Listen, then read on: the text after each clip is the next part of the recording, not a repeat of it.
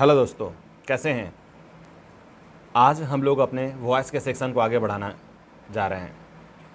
हम लोग को दोस्त पिछले वीडियोस में हम लोग वॉइस का बहुत सारा सेक्शंस को पढ़ चुके हैं। उम्मीद करते हैं आप लोग प्रैक्टिस अच्छा से किए होंगे। आज हम लोग कुछ और भी तरह का सेंटेंस को एक्टिव टू पैसिव करने जा रहे हैं दोस्त। यही सीखेंगे आज हम लोग।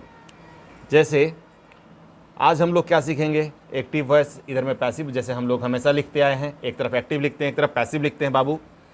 अब हम लोग जो सीखेंगे यहाँ पे, आज हम लोग मॉडल्स के जो वर्ब होते हैं उनसे मिला हुआ अगर सेंटेंस होता है तो उसका हम लोग एक्टिव पैसिव कैसे करते हैं, हम उसका स्ट्रक्चर लिखते हैं। अगर वो मॉडल्स हो तो मान लेते हैं अगर सेंटेंस होगा सब्जेक्ट प्लस मॉडल्स का यूज़ करते हैं बाबू, है ना,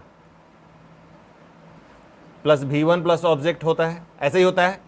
तो इसका अगर हम लोग पैसिव करेंगे तो क्या हो जाएगा, सब्जेक्ट ऑब्जेक्ट जो है सब्जेक्ट बन जाता है, सब्जेक्ट जो है यहाँ पर ऑब्जेक्ट बन जाएगा, प्लस यहाँ पर मॉडल्स हम लोग यूज करेंगे दोस्त, प्लस यहाँ पर V1 था ना, तो हम लोग क्या कर लेंगे, यहाँ पर एक डमी V1 लगा देंगे B, ठीक है बाबू, प्लस V3 प्लस ऑब्जेक्ट, ठीक है। जो यहाँ पर सब्जेक्ट था वही यहाँ पर ऑब्जेक्ट बन जाएगा, ठीक है।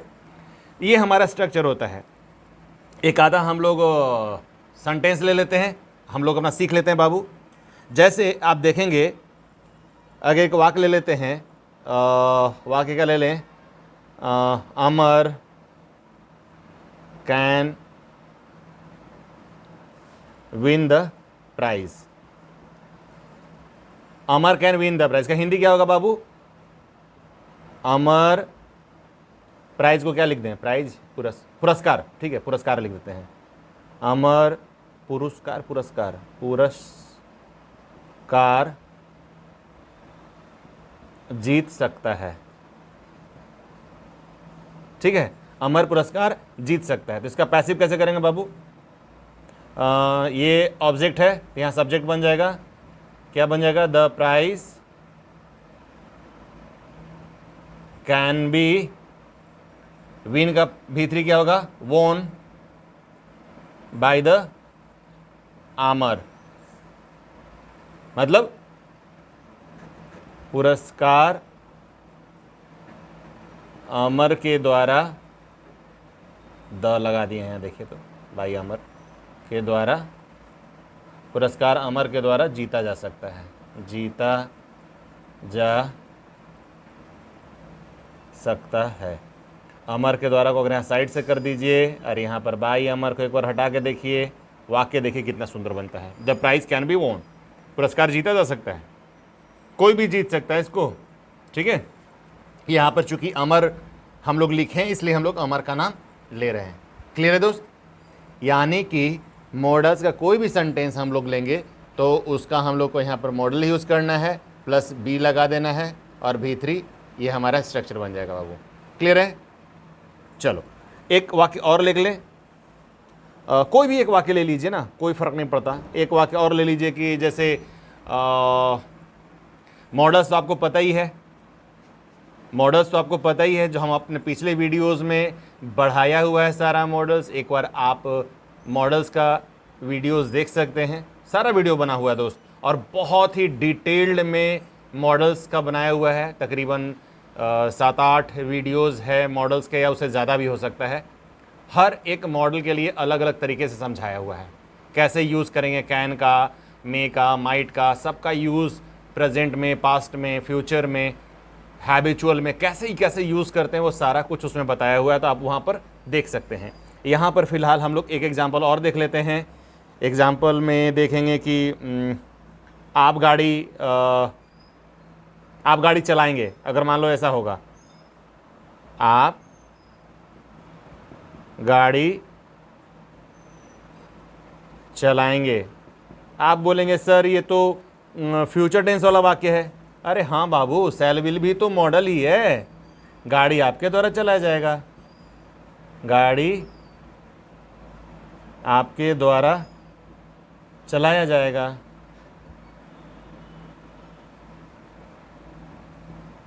ठीक है, you will drive a car, ठीक है, आप गाड़ी चलाएंगे तो a car will be driven, ठीक है, बाय यू। बस आपके द्वारा एक बार हटा के देखिए। देखिए हम हर बार आपको एजेंट क्यों बोलते हैं हटा के देखिए, इसका एक रीज़न है बाबू। इसका रीज़न ये है कि जब स्पीकर खुद बोल रहा होता है उस पार्टिकुलर मोमेंट में, तो स्पीकर को हर बार बोलना, मतलब बोलें या नहीं बोलें बहुत ज़्यादा फर्क नहीं पड़ता है। एक छोटा सा एग्जांपल देंगे, आपको समझ में आ जाएगा। जैसे राम एक लड़का है, राम हैंडसम है, राम पढ़ने में बहुत तेज़ है, राम ईमानदार है, राम दयालु है। अब बार बार राम राम बोल रहे हैं तो कैसा लग रहा है सुनने में? आपको बहुत मज़ेदार नहीं लग रहा होगा। तो हम लोग इसके जगह पे क्या यूज़ करते हैं? राम के जगह पे प्रोनाउन ही यूज़ कर लेते हैं। राम में एक लड़का है, वह ईमानदार है, वह अच्छा है, वह तेज है, वह दयालु है, इस तरह का बहुत सारा बात करते हैं। तो एक ही चीज़ को बार बार बोलने में मज़ा नहीं आता है। ठीक उसी तरीके से यहाँ पर हर बार बाई प्लस एजेंट अगर सामने में स्पीकर है तो बोलने में मज़ा नहीं आता है। जैसे टीचर क्लास में आते हैं तो बच्चों को ये नहीं बोलते हैं बच्चों तुम लोग पढ़ लिए क्या, सीधे बोल देते हैं पढ़ाई हुआ क्या। तो सबको पता है कि I am talking to the students, those who are present in the class. The simple thing is that. जब पता होता है तो it is not necessary to use time and again the agent at that place, ठीक है। तो हम लोग वहां पर यूज नहीं भी करेंगे तो बहुत ज्यादा फर्क नहीं पड़ेगा, ठीक है बाबू। तो गाड़ी चलाया जाएगा, a car will be driven. Clear है? चलिए अब एक दूसरा तरह का, बाकी आप तो प्रैक्टिस कर ही लेंगे जैसा हम हर बार आपको बोलते हैं, आपके पास किताब होगी उसको प्रैक्टिस करेंगे। एक अलग तरह का वाक्य हम आपको दिखाते हैं बाबू, बहुत मजा आएगा।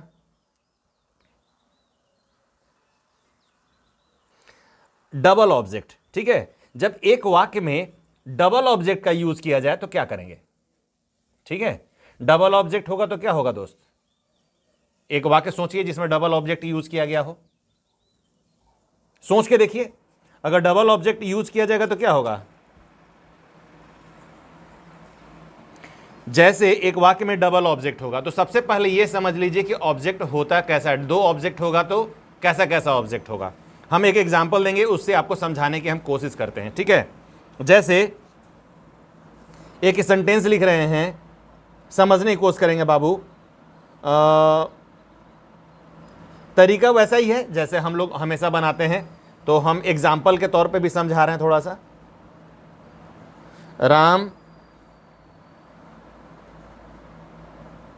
Give me a pen, Ram ने मुझे एक कलम दिया। इसका हिंदी क्या होगा? राम ने मुझे एक कलम दिया।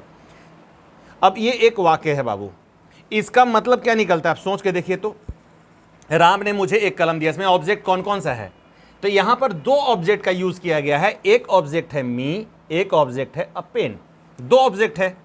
तो सर दो ऑब्जेक्ट दिया गया है तो सर हम किससे लेकर बनाएं? आप पूछ सकते हैं ना कि सर दो ऑब्जेक्ट है, हम किसको लें, इससे बनाएं कि इससे बनाएं? क्लियर है? तो आप दोनों में से किससे बना सकते हैं। तो इसका हम लोग अगर हम पैसिव बनाएंगे, इसका हम लोग पैसिव बनाएंगे तो ऐसे बन सकता है, ठीक है। इसको बनाएंगे तो ऐसे बनेगा,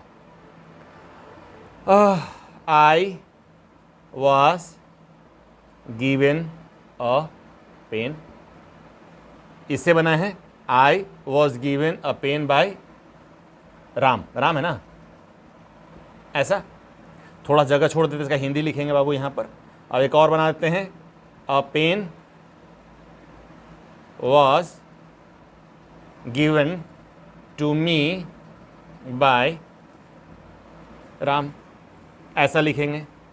दोनों सही है, yes both are right, 110% right. अब हिंदी लिख दें, I was given a pen, एक कलम, मुझे एक कलम राम के द्वारा दी गई।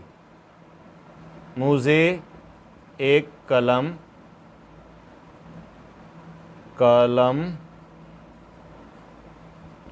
राम के द्वारा दी गई। अगर राम के द्वारा हटा दिया जाए और यहाँ से बाई राम हटा दिया जाए तो सोचिए, I was given a pen, मुझे एक कलम दी गई, मुझे एक किताब दी गई, मुझे एक किताब पुरस्कृत की गई। इस तरह का बहुत सारा वाक्य हम अपने डे टू डे लाइफ में बोलते हैं या बोला जाता है। A pen was given to me, देखिए यहाँ पर थोड़ा सा तरीका बदलता है, हम इस तरह से बनाते हैं तो यहाँ टू मी का यूज़ किया गया, ठीक है। एक कलम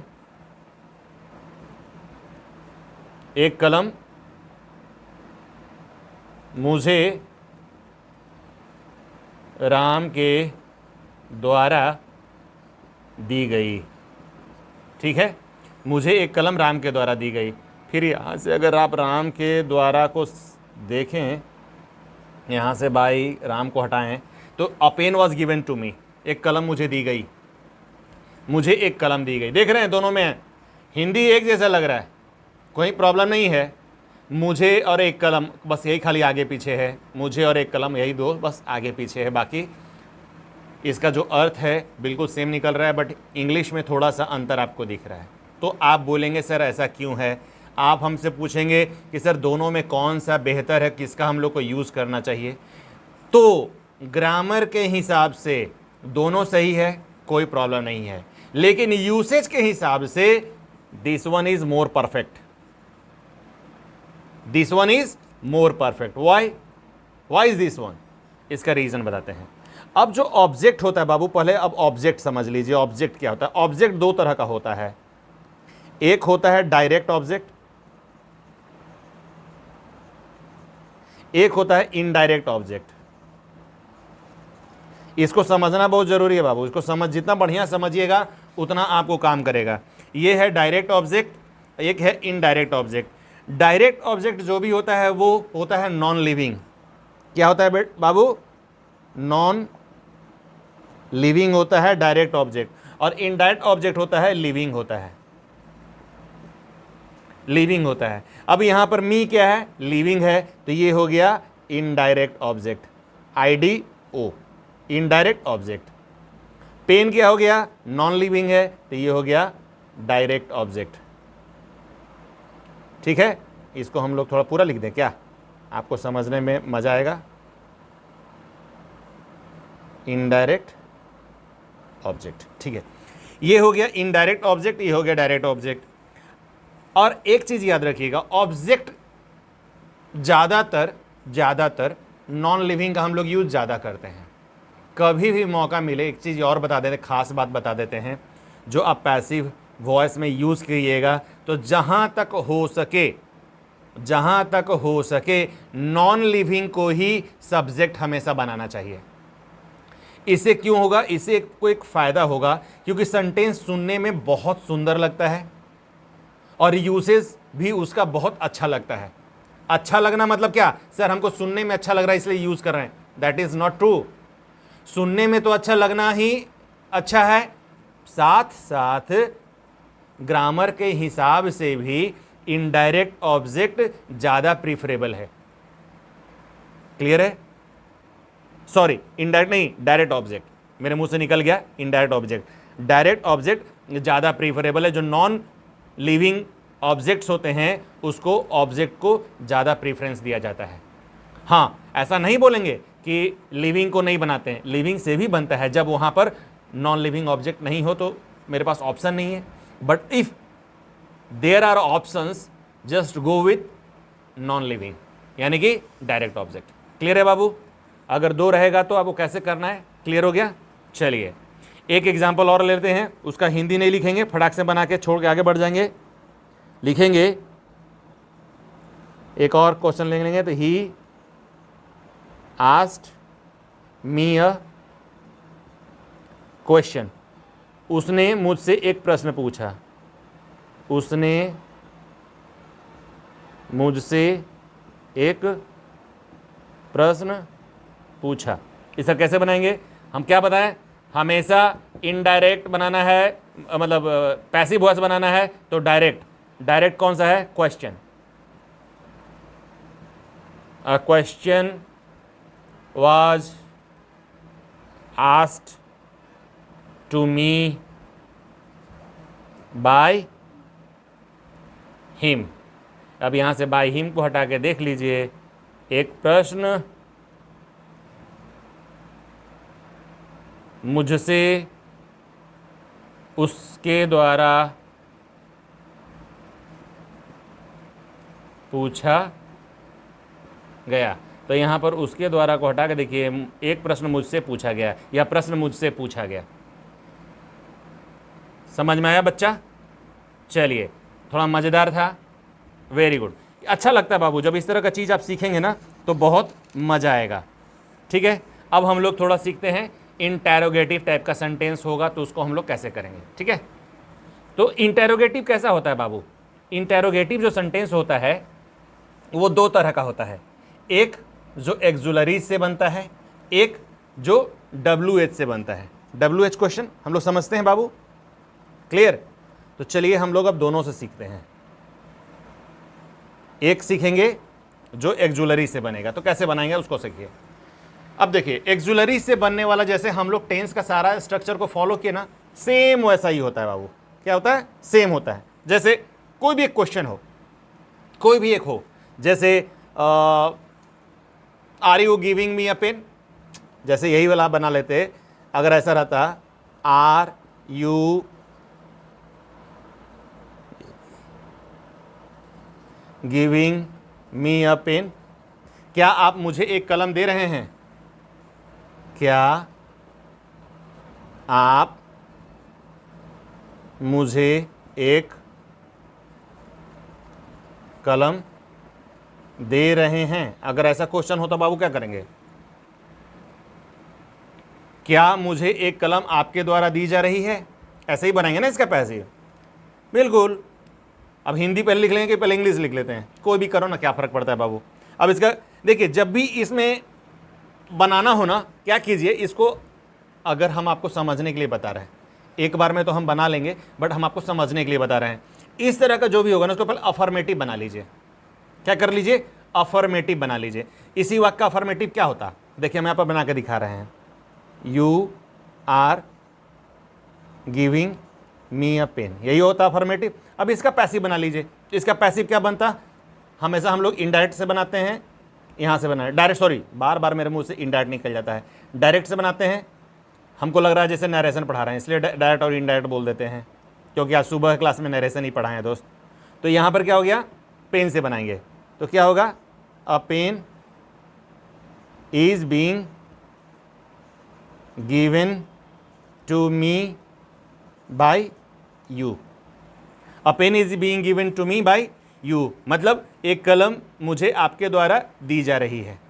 ठीक है, अब ऐसा वाक्य हो गया हमको, लेकिन बनाना क्या है बाबू? यहाँ पर इंटेरोगेटिव है। इंटेरोगेटिव में क्या करेंगे? इसी को इंटेरोगेटिव बना देंगे, तो इज को आगे रख दीजिए, बस बन गया इंटेरोगेटिव। यही होता है ना भाई, इज को आगे कर दीजिए। तो इज को आगे कर देंगे तो कैसे बनेगा? यहाँ पर is a pen being given to me by you, मतलब क्या एक कलम मुझे आपके द्वारा दी जा रही है? तो बाय यू यहां से हटाइए और आपके द्वारा यहां से हटाकर देखिए, देखिए कि सेंटेंस कितना सुंदर लगेगा। क्या एक कलम मुझे दी जा रही है? हम लोग क्या बोलते हैं? खाना हमको मिल रहा है। घर में जाते हैं तो दीदी रहती है तो क्या बोलते हैं हम लोग, चाहे मम्मी रहती है तो खाना हमको दे रही हैं, मतलब food is being given to me. अब सबको को पता है जो मेरे सामने है हम उसी से पूछ रहे होंगे। अगर दीदी होगी तो बाई दीदी, मम्मी होगी तो बाई मम्मी, कोई भी होगा, दादी होगी तो बाई ग्रैंड माँ। यहाँ पर बाई ग्रैंड माँ करते रहेंगे, बाई दीदी, बाई मम्मा, जो भी रहेगा उसको हम लोग यहाँ पर लगाते रहेंगे, सेंटेंस मेरा बनता रहेगा। क्लियर हो रहा है बाबू? अगर एक्जुलरी से बना हुआ क्वेश्चन है तो ऐसे बनेगा। एक दूसरा बना देते हैं, चलिए एक और बना देते हैं, आपको मजा आएगा। अब मान लेते हैं एक दूसरा है, does C write a letter, मतलब सी राइट्स अ लेटर, वह एक पत्र लिखती है। क्या वह पत्र लिखती है? क्या वह एक पत्र लिखती है? तो बस वैसे ही कीजिए ना, इसको पहले अफर्मेटिव बना लिए, सी राइट्स अ लेटर। अब यहां पर हम लिख नहीं रहे हैं बाबू, ठीक है, सी राइट्स अ लेटर, तो क्या बन जाएगा? A letter is written by her, ऐसा बनता।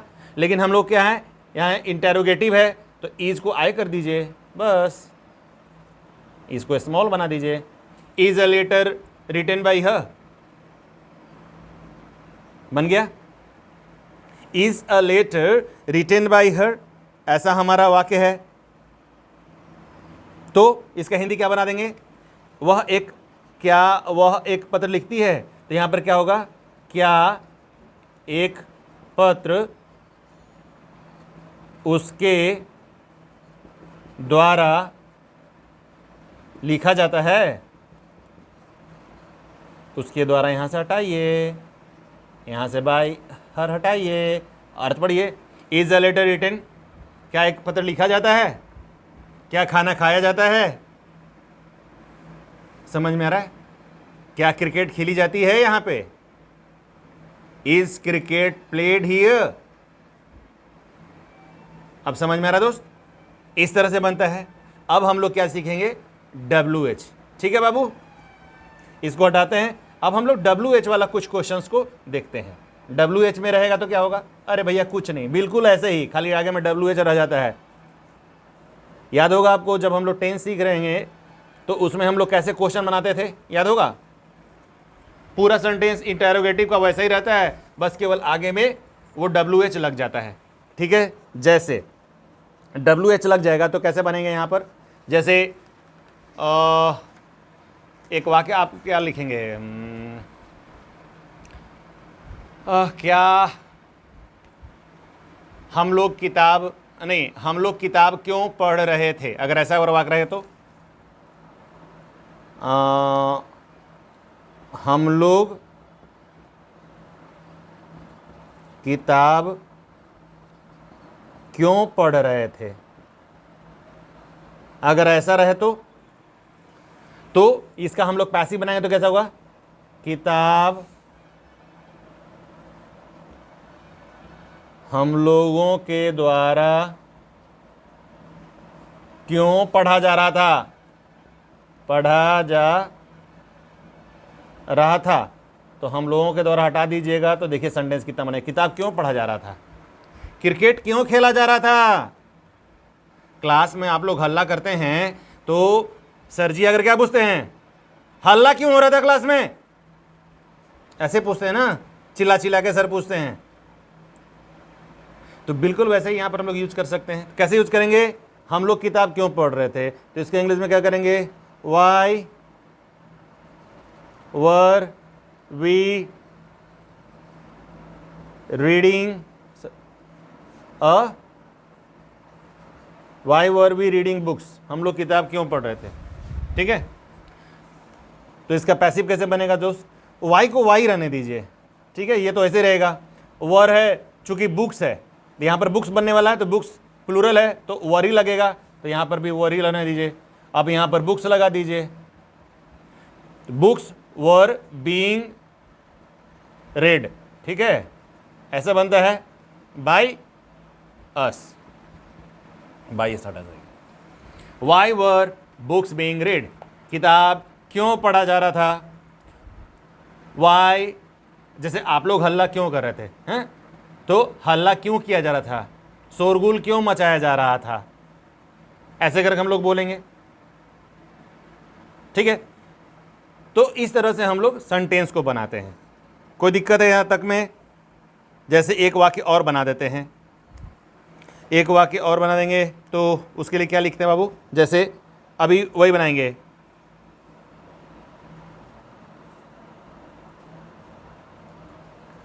How will he solve the sum. अगर ऐसे कहा, how will he solve the sum, वह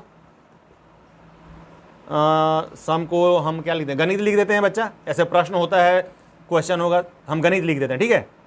वह गणित को कैसे हल करेगा, वह गणित को कैसे हल करेगा। तो इसका हम लोग अगर पैसिव बनाएंगे तो कैसे बनेगा दोस्त, हाउ को हाउ ही रहने दीजिए, सम है तो विल ही रहेगा दोस्त। How will the sum, how will the sum. अब देखिए याद कीजिए, जब मॉडल्स था, विल तो क्या है, मॉडल है ना, तो मॉडल का क्या लगाते थे, बी लगाते थे, बी सॉल्व बाई कौन है, ही है, तो हिम लगा देंगे। तो बाई हिम को देखिएगा हटा के देखिएगा समझ आएगा, मतलब गणित को उसके द्वारा कैसे हल किया जाएगा, तो उसके द्वारा हटा के दिए, गणित को हल कैसे किया जाएगा, how will the sum be solve.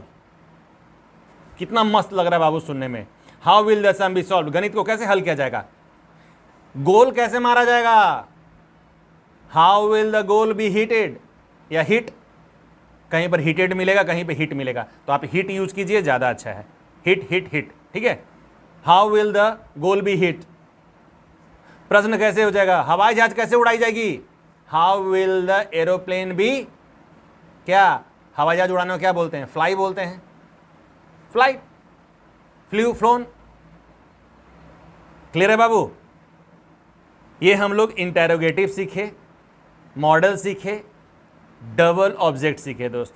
अगले वीडियो में कुछ और भी अलग तरह का हम लोग एक्टिव टू पैसिव सीखेंगे। प्रैक्टिस करते रहिए, जो हम रेगुलर आपको बोल रहे हैं, आपके पास जो भी किताब हो उस किताब से थोड़ा प्रैक्टिस कीजिए, हिंदी ज़रूर लिखने का प्रयास कीजिए ताकि हम लोग हिंदी भी सीख जाएं, हिंदी इंग्लिश करना सीख जाएं दोस्त। मिलते हैं अगले वीडियो में, थैंक यू।